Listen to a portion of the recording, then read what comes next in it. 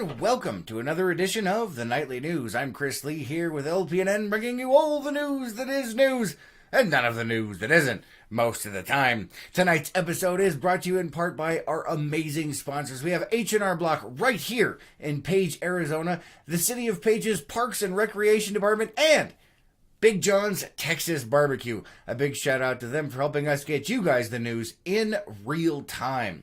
All right. And a big shout out to you guys out there for being here. And thank you for doing all of those things that Facebook doesn't like anymore. Things such as... You know what I'm talking about. All right, let's see what we have going on over here in the comments. Let's see, Lori's making some kind of crazy face. I'm not sure what that's all about. Mario says, hello, happy Monday. Happy Monday, Mario. Good to see you. And Lori's got a Snoopy going on. All right. And Michael says, hello. Good to see you. Thanks for being here. And Gina says, good evening. Good evening, guys. Good to see you. And thank you so much for being here. All right, we've got a little bit of a short one, but some information for you nonetheless here. All right, so from Arizona, distracted driving bill. As you know, recently they passed the hands-free cell phone bill. This is a different bill. This is one we talked about last week. On Friday last week, Governor Doug Ducey vetoed SB 1141, which would have created a new offense, distracted driving. The proposed measure would have prohibited behavior or activities while driving which would cause an interference with safety and cause an immediate hazard or cause the driver to not have reasonable control over their vehicle. Ducey stated that the measure would create confusion about which behaviors and activities while driving would be deemed illegal and how it would be enforced. Ducey stated the hands-free law is tailored to a specific behavior, while SB 1141 was very broad and gave not clear direction regarding prohibited behaviors. Supporters of SB 1141 claim that while the hands-free driving law is a step in the right direction, the majority of distracted driving accidents do not occur due to cell phones. Ducey has stated that he is still open to the idea of a distracted driving law, but one that provides greater clarity. Once again, that is not the cell phone bill that has recently passed. That one is still in effect. This is a different one. Lori says, hi, is that better? All right, good to see you, Lori. Thanks for being here. All right, moving on to something a little more local. Horseshoe Bend parking. For those of you who are wanting to head out to see Horseshoe Bend, keep in mind that the parking lot tends to fill up between 9:30 and 10 a.m. and then again between 3 and 7 p.m. For the times that the parking lot is full, or if you want to avoid coming back to it, CHD is providing shuttle services from the overflow parking lot on Highway 98, just northeast of Horseshoe Bend. All you have to do is follow those signs. Currently, CHD is running the shuttles starting at 10 a.m., and the last shuttle to leave the overflow lot is at 5 p.m. Excuse me. Tickets can be purchased in advance or at the shuttle for $5 each. And let me tell you, it can be a great option for you, as the parking lot does fill up rather quickly until the next phase is completed when they expand that parking lot. All right, in other local news, the Waiweeep Fish Cleaning Station. Visitors to Glen Canyon National Recreation Area are advised that the Waiweeep Fishing Cleaning Station is temporarily closed due to maintenance on the Waiweeep sewer system. It will be closed until further notice. The Waiweeep district is located between Page and Greenhaven, Arizona, directly off Highway 89.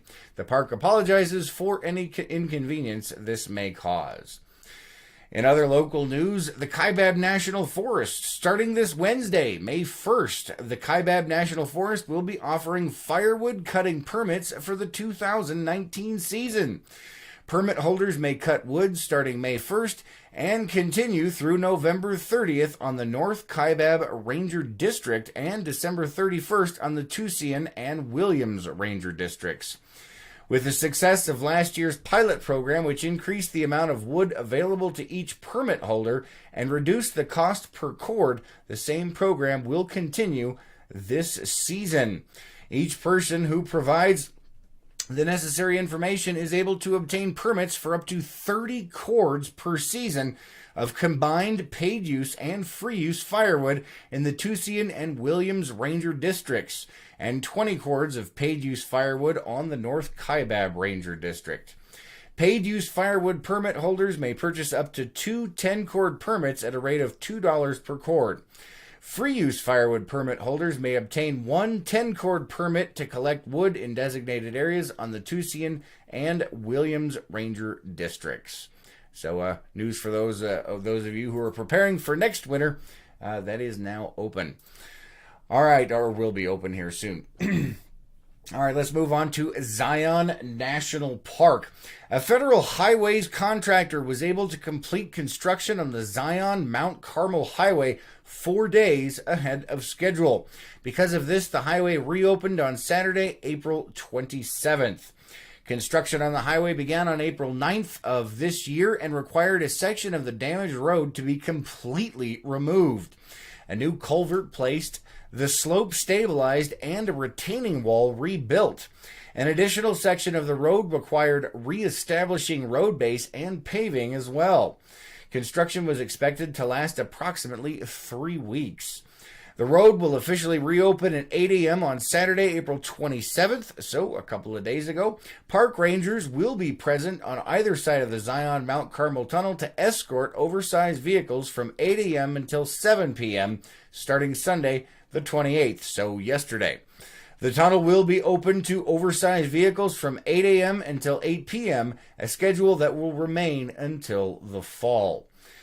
Though the road connecting south and east to State Route 9 will again be open, visitors should continue to expect trail closures in Zion Canyon.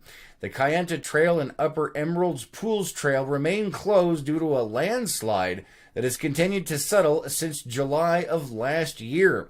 The East Rim Trail, as well as total access to Hidden Canyon and access from the Zion Canyon to Observation Point, remain closed due to a landslide and an unstable overhanging boulder since January of this year.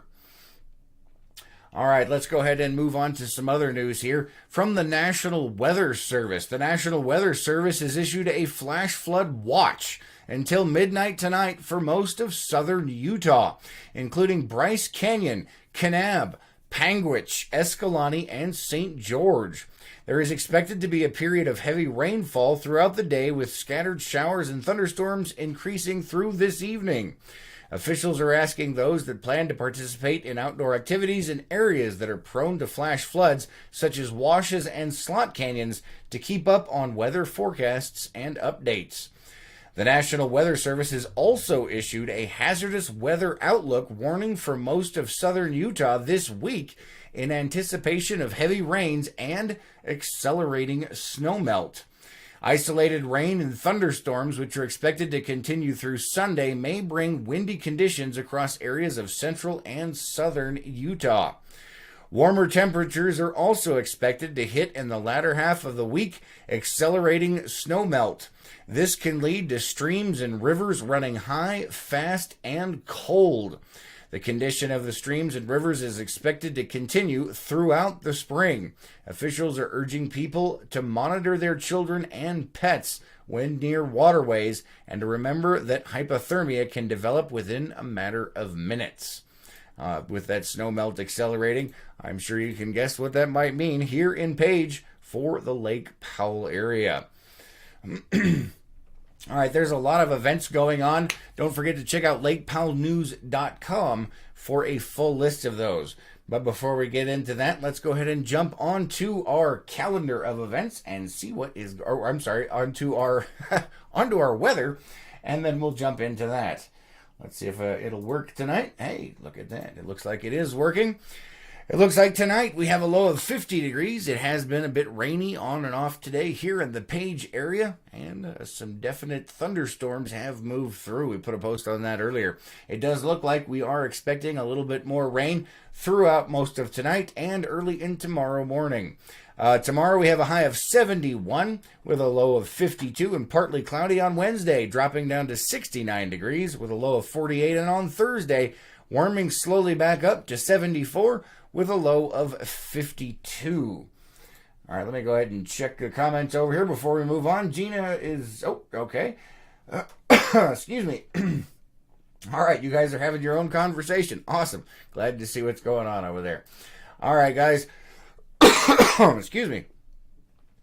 Let's see. Today is the 29th of April. Can you believe the month is almost over? Absolutely incredible. Tonight at 6:15 p.m. in just a few minutes over at the community center, we have Zumba, which is supposed to be a lot of fun. Tomorrow, 10:30 a.m. over at the community center is yoga. At 11 a.m. is pool club over at the community center. At 1 p.m. is bingo at the community center. And at 3 p.m. is Kids National Children's Book Day book tasting. Interesting. All right, that is all we have time for tonight. Thank you guys so much for being here, and thank you for joining us. We will see you tomorrow on the Morning Cup. Have an amazing night. Be safe out there, and don't forget all that flash flood watches and runoff coming your way. Make sure you stay safe out there. Until the next one.